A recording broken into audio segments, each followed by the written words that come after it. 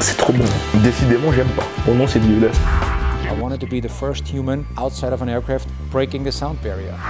14 août 2012, Nouveau-Mexique à Roswell, le parachutiste autrichien Felix Baumgartner s'apprête à faire le saut de sa vie dans une navette pressurisée au bord de la stratosphère à plus de 39 000 mètres d'altitude, s'apprête à sauter de son ballon.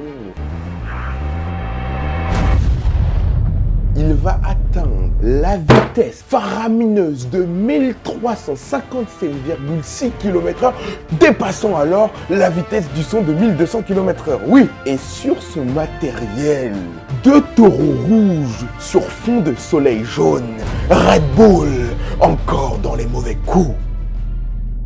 Comment une boisson composée de sperme de taureau a pu être une des boissons énergisantes les plus consommées au monde?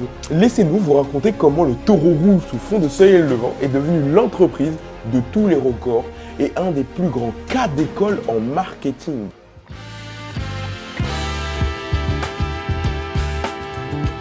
Derrière Red Bull se trouve un homme implacable en affaires.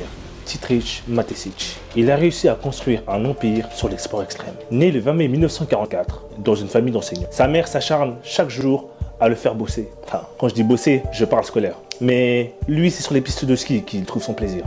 Malgré ça, il a réussi à avoir son bac et part à Vienne étudier le marketing et le commerce. Après son diplôme, il a été embauché dans une entreprise de dentifrice où il sera directeur marketing international. Mais après 10 ans de direction marketing international, c'est l'ennui. Lui, ce qu'il veut, c'est une entreprise solitaire qui le fera pétiller de l'intérieur. Nous sommes en 1982. Lorsqu'il va faire une rencontre qui va changer sa vie. Mais avant ça, je vais vous raconter une courte histoire. On est en 1982, Dietrich a 28 ans. Il est fatigué par le voyage et le fuseau horaire. Et après avoir goûté une certaine boisson qui se nomme Kreating Dang, qui est très connue en Thaïlande, il trouve le goût de cette boisson très bluffant. Très vite, il va vouloir chercher le propriétaire de cette boisson qui se nomme Chaleo Yuvidia. Les deux hommes se rencontrent et tout va très vite. Tout d'abord, ils vont devoir changer le goût de la boisson. Car les papilles gustatives européennes ne sont pas habituées au goût amer des boissons thaïlandaises. Il va donc rajouter de la caféine, de la vitamine B, de la taurine et un bon sachet de sucre. Et va renommer la boisson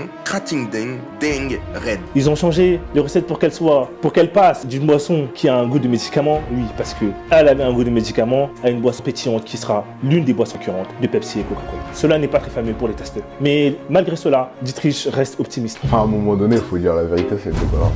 Et les testeurs ont trouvé ça dégueulasse. Oui.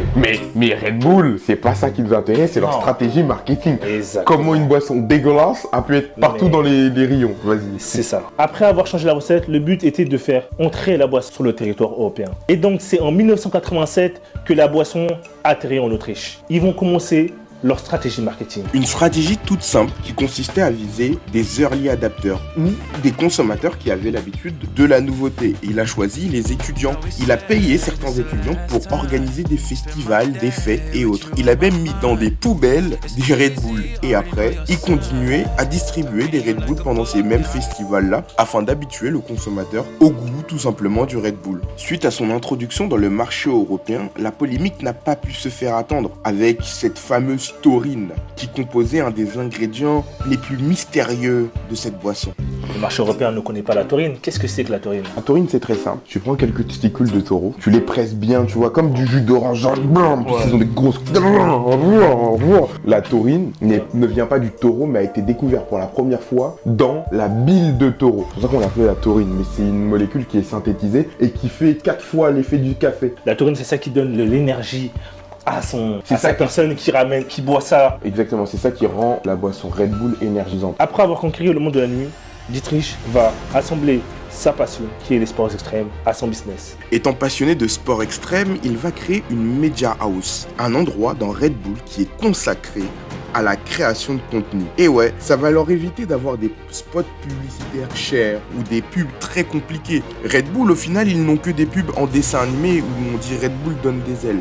Le reste, c'est que de la création de contenu, ce qui va leur donner un branding, une personnalité bien distincte. Et donc, Red Bull va créer une Media House et en fait vont se spécialiser dans les sports extrêmes et les records. Et les records. Et oui, est-ce que tu te souviens de Ty Chris? Non, ça me dit rien. Ty Chris, c'est le mec qui a sauté de la Tour Eiffel. Et ben quoi, il a un casque Red Bull. Le mec, il y a littéralement un mec qui passe dans un tunnel en avion. D'accord. Sans émotion, parce que moi ça m'a fumé, parce que le mec il sort d'un tunnel pour re-rentrer dans un tunnel à 250 km/h. C'est le premier avion qu'on arrive à faire voler dans un tunnel. Red Bull. T'es dans une parc d'attraction, tu vois une moto monter et descendre sur un parc d'attraction.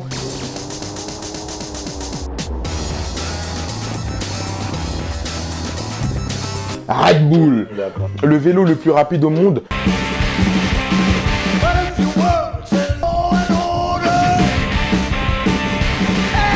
Red Bull, il y a Red Bull Racing aussi qui ont gagné 2 fois d'affilée le championnat du monde de Formule 1.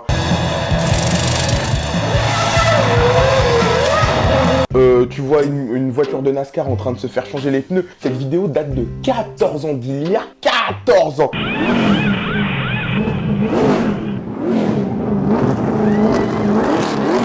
Ça veut dire qu'ils avaient déjà cette stratégie il y a 14 ans, tu vois. Genre des trucs où en fait ils font du buzz. C'est des machines à buzz. Tous un point commun qui est que sur leur véhicule ou sur leurs vêtements, il y a un logo avec 2 traits rouges sous fond de soleil jaune. Oui, parce que ce logo est un message, l'énergie.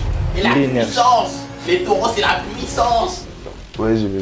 Alors dis-moi, Oui, chef. quand je te dis fast food, quelle marque te vient en tête? McDonald's, hein. McDonald's. McDo. Quand je te dis soda, Je te dis... Et Coca, ouais, Coca. et quand je te dis énergisante, boisson énergisante. Je te dirais Red Bull. Ça reste en tête, hein. Et comme vous pouvez le voir, le mot Red Bull reste en tête. Red Bull. On connaît tous le premier de chaque domaine. Donc les gars, si vous êtes intéressés par l'entrepreneuriat, si vous avez une aventure à vouloir faire vivre au monde, faites comme Dietrich, voyagez, soyez audacieux et réalisez rêve. Ouais, tout est possible. On s'abonne. Attendez. Vas-y. Donc abonnez-vous Likez. et suivez-nous. Je sais pas comment on les peint. Est-ce que c'est le bouton avec la barre là?